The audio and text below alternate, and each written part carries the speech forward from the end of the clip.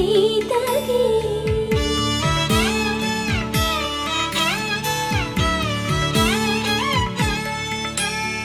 పుడతవి పునవేలు విడిచిన పుడమియల్లుడు రాముడే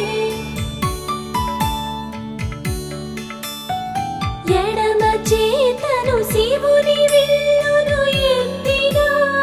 రాముడే ఎత్తగలడా